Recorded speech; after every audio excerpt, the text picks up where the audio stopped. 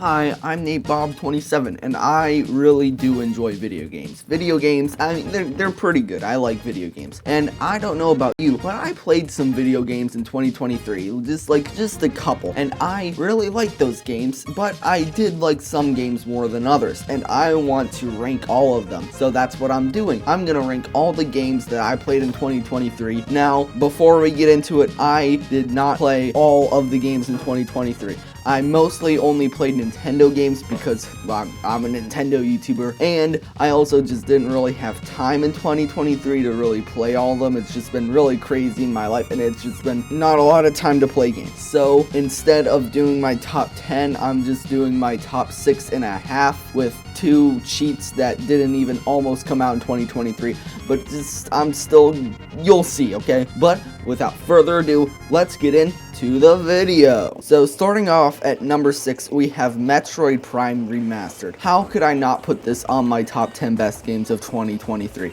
This game is just amazing. Now, it's not exactly a new game because it came out like 20 something years ago on the GameCube, but it has been completely remade on the Switch, and I cannot describe to you how good this remake is. They could have just sold this as a brand new game and everybody would have bought it and thought it was a new game and would have loved it, but it's an old game and I really love it. It's so much fun. I love the whole Metroidvania style, but it's in 3D and it's first person, and it was probably the first ever first person shooter I've ever played in 2023. In 2023, I became a shooter fan, just saying. But anyways, I really do love Metroid, and the whole finding abilities and getting slowly stronger over time is a lot of fun. And my review of Metroid Prime Remastered was the first video I ever made, so that has to give it some kudos. Next up, number 2, a lot of remasters on this list. Pikmin 1 and 2. I have never touched a Pikmin game in my life besides screwing around with the Pikmin 3 Deluxe demo on the Switch eShop, so I didn't really know what I was getting into with Pikmin,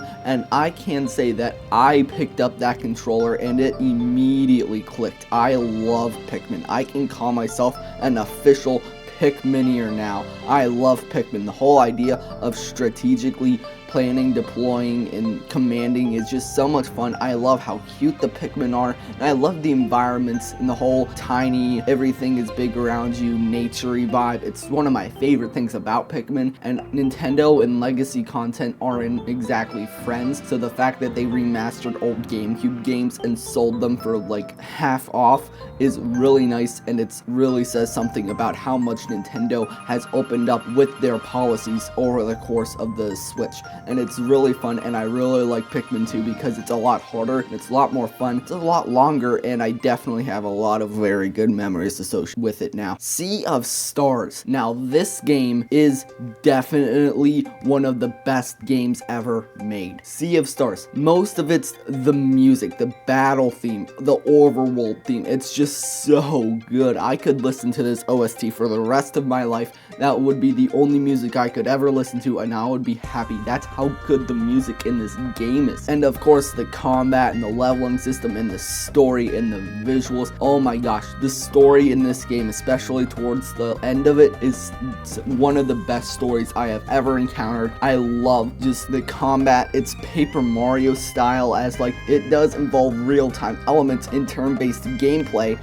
It's kind of like that, where you have to like mash the button or click it at the right moment, kind of Paper Mario style, and there's parries and all that kind of stuff. I really love it, and there's also a magic system, and it's really fun, and there's a whole partner system that you can go with, and it's really nice, and I really love the environments and just the whole narrative of these kids being trained as solstice warriors ever since childhood is just some of the most fun I've ever had. And again, the music, the OST is breathtaking, and the music and the visuals are some of the best pixel art I have ever seen. If you thought Golden Sun looked good, you have to play this game. I'm not always the biggest fan of 2D platformers, and especially not Mario platformers in general, because the new Super Mario Bros. Games haven't exactly been inspired lately. I can at least say that, and I can say that this is a breath of fresh air. The art style just says it all. It's so colorful and different, and it's my favorite art style in a 2D Mario game, or probably a Mario game at all.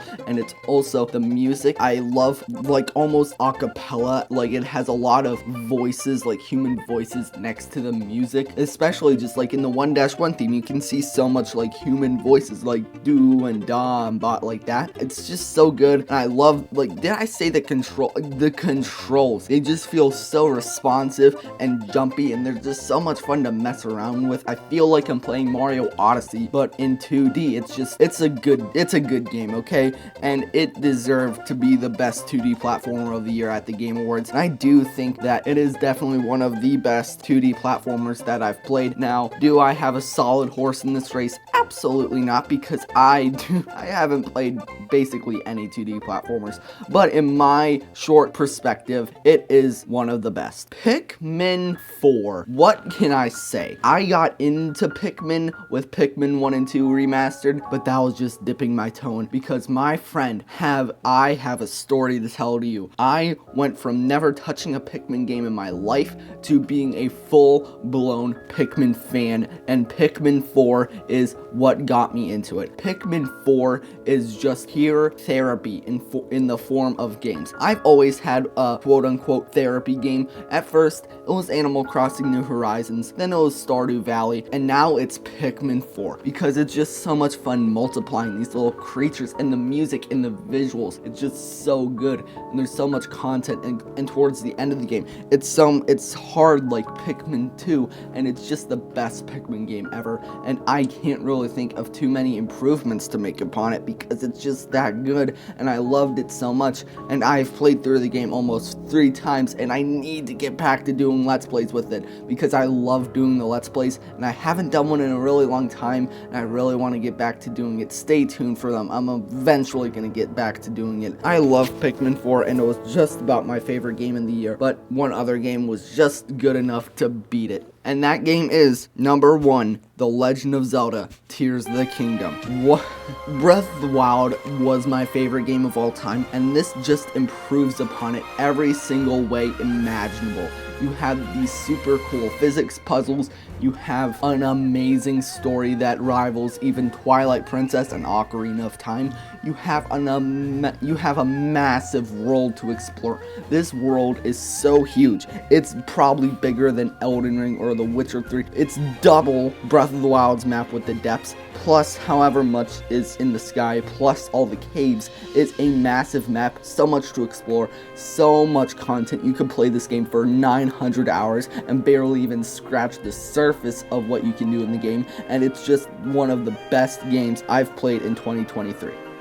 Now, this video is titled My Top 6.5 Games of 2023. What's the half? Well, it's the Mario Kart 8 Deluxe Booster Course Pass DLC. Not exactly a game, but it is a DLC that came out in 2023, and the amount of content that's in the game is basically a whole entire game. And I can tell you that this is another very good one. I love Mario Kart. It's a lot of fun zipping around the tracks at 200cc, and I can say that this DLC did not disappoint. I love all the DLC, and I have some very good memories associated with it and making videos about it, and it's been one of my highlights in 2023. Now, I have 2 other games that I want to talk about that did not come out in 2023, not even close. I am completely and totally cheating including these games, but I did play these games in 2023. I played them a lot in 2023, and I love them in 2023, so I just can't help but put them on my top 6.5 games of 2023.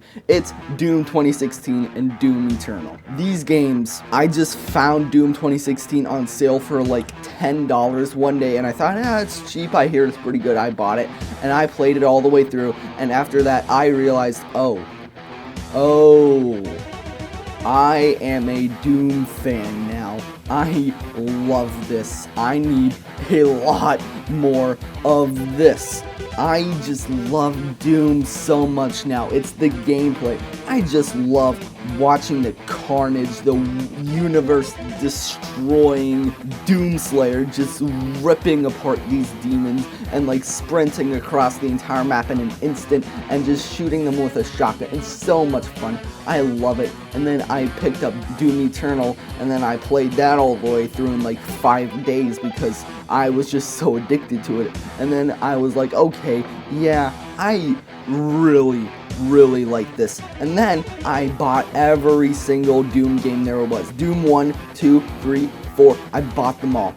I have them all on Switch, and I'm working my way through all of them. And I can say that I am a Doom fan. I love Doom. It's definitely one of my favorite video game series ever, and Doom 2016 and Doom Eternal are definitely one of my favorite games that I've played in this year, 2023. Even though they didn't even almost come out in 2023. I just had to include them. I'm cheating. I'm sorry. I don't know what to tell you. So there you go. Those were my top 10 games in 2023. What did you think of this video? Was it a good video? Do you agree with any of my takes? Do you think Doom 2016 is a good game? Whatever it is, tell me in the comments down below, and I'll catch you in the next video.